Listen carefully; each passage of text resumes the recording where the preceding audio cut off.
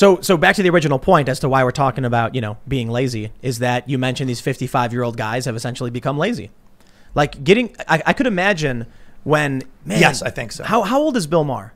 How old is he? Dude, they're plugging in, they're plugging in words to a formula that they've said before a lot of ways. Let's see how old this guy is. Yeah, we got to look it up now. Bill Maher is 64 years old. He's not even 55. He's 64. And he has writers.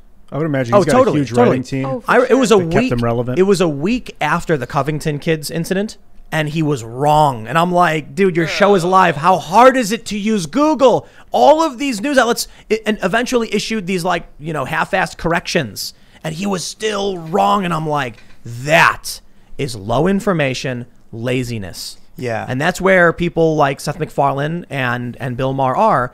And Seth MacFarlane, I don't think it's his obligation to be on the pulse because he made a cartoon show about, fart humor. But Bill Maher is literally doing political commentary and comedy. He's a comedian. And it's like he's just gotten so lazy with it that it's like 2 months after something happens, he talks about it. Like woke culture and cancel culture. It's like, I'm glad you're calling out this authoritarianism and this weird PC culture, but dude, you're talking about stuff that's months old. Like you did just realize? Did you not Google anything? Well, there's an ecosystem, right? And unfortunately how it works is people like you, I guess, would be like a rung under that. And what they do is they look at you guys and it's like, oh, when it works for the rung underneath them. And then there's an ecosystem that goes below, right? But there's you'll watch the same thing with Dave Chappelle or people like that. Watch what like the comics that are like the kind of top young people in the clubs are talking about. 2 years later, that'll be in like Chappelle's special. And it's like, there's unfortunately eventually you get to have that position and then you can kind of be like, what's going on down there? Oh, okay, I'll do that. I'll talk about that because maybe you're not in the clubs. You're not in the mix. You're talking to the people, right? So it's, that's why someone like Joe Rogan's, he's kind of like older, but he's still super relevant because he's still in it, right? He's still having guests on. He's still reading all the news. True. He's in it. Maybe the reality is there's some political commentators that are like high profile, been on TV for a long time, that I think probably should have retired a long time ago, and they're phoning it in. They're like, salary's good, the ratings are good, just you write it up, I'll read it, and then I'm going home. I think Howard Stern still has another 20 seasons in him. You think so? I think, Wow. how many, does anybody even listen to that guy anymore? All he does is bring people on. Dude, he's like one of my favorites of all time. But all he does now is bring ex-cast members of SNL on and ask them about their audition for an hour and a half. Are you serious? But basically. So I know that he's like been vocal recently, and I'm like, who does he talk to? Do people actually listen? Yeah, a lot of people like that. That's the other thing. It's to be controversial or it's kind of a young man's game in a lot of ways, right? So when you're 60 years old or 70 years old, do you really want everyone yelling at you and all that stuff? You're like, but again, and then there is something to be said about that when you're at that age, like maybe just step outside and do a David Letterman style. Maybe you don't have to insert yourself, but like to kind of insert yourself and then to take the easy take. It's like someone like Howard Stern, and that's why the Sacha Baron Cohens and Stern, it's like they kind of they take the side of what mainstream culture is, and it was like everything that you're saying right now would have made anything that you've done your entire career, not available to do. Like Sacha Baron Cohen kind of went on, all these news outlets, and he was doing like a speech for the ADL, and he goes, we need to stop anti-Semitism and all this stuff. And Facebook should ban everybody. Okay, but Sacha Baron Cohen had a song called Throw the Jew Down a Well, right? Oh, wow. Satirical, mind you. Sure. But if you were to put that on Facebook right now, if Ryan Long, a new video that's coming out, one of my Monday videos, and it's Throw the Jew Down a Well, and it's a bunch of people singing that, it would be taken down in 1 second. Yeah. So it's kind of like, there's this hypocrisy. It's like, well, yeah, those rules don't apply to you now, and they always want to kind of, pull the rug out for people behind them. And I think a lot of people, I just don't think they even see the hypocrisy. You know that he did get censored on Facebook, though. Sacha Baron Cohen. For what? For one? He had some article about hate speech, and the image he used was a picture of no, it wasn't hate speech. It was fake news. He was like, this disinformation is making people go crazy or whatever, and we got to fix it. And the image he used was someone holding like a QAnon sign, and so Facebook flagged it as false. Because and then he was showing the thing. But then he tweeted, he was like, Facebook, what are you doing? Why are you censoring me? I'm special. I'm the allowed. Good one. I'm on the good one. Exactly. Yeah, dude, and he's like one of the funniest guys that ever lived. Like I've I don't think so. Dude, the early alley. Well, I mean, again, like I really do think this kind of like edgy boy comedy stuff is like a young man's game if you really want to. So I think you can't be in Hollywood hobnobbing with these people and then also be making crazy stuff. You can't be a PC edgy boy. It's Well, true. I know. I agree. So it's like he's trying to be, because these people don't have principles.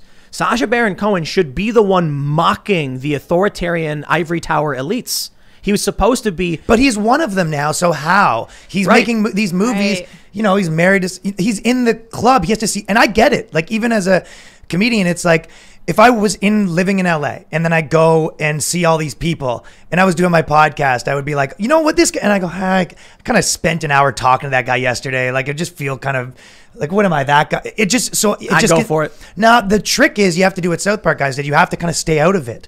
As soon as you get it, as soon as it's all your friends, now you're just doing what politicians do, where you have to go out and pretend, and then you meet them again and you go, this is all just an act. But it's hard to be real and be truthful when these are your friends. Like, imagine you do that. Like, could you go and do a full episode about why he's a piece of garbage and then be like, hey, buddy, how's it going? If Ian punted a cat, I'd be like, dude, this guy punted a cat. Get out of my house. What are you doing? He would rat you out that quick. Hard on Tim. Sure would, yeah. We argue on the show quite a bit. Well, Yeah, that's true. one We're thing. friends, but like, it's fun to argue things when we do. But Well, I mean, that's why I like comedians a little bit.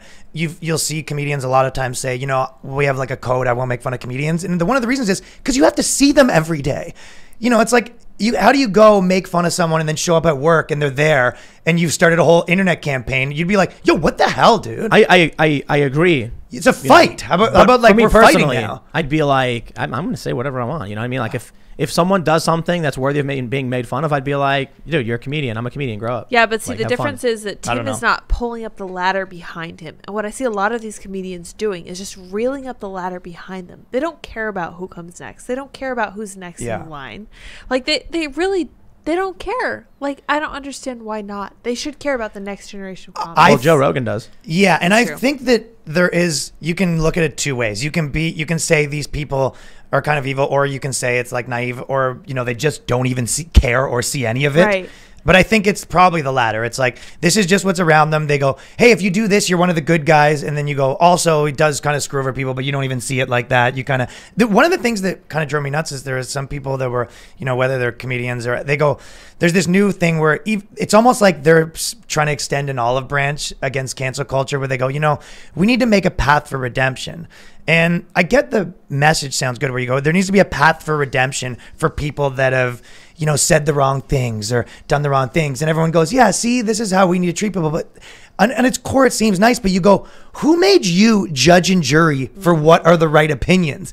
And it's just like a lot of their premises are just included that they have all of the right opinions and takes and, lifestyle things. And you're wrong. And you go, or option two is maybe we're allowed to have different opinions and I don't need to be put in the corner of the bad guys. And then you allow me to come in. Like, that's church language, Well, now Parler is taken off.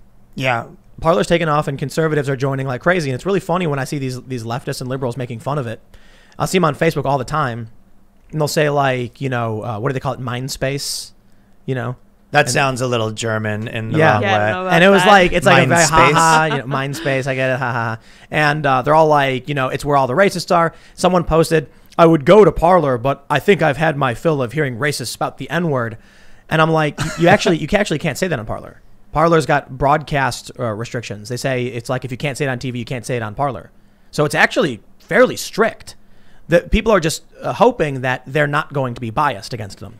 So like on Twitter, you get banned for saying learn to code. You can say learn to code on Parler.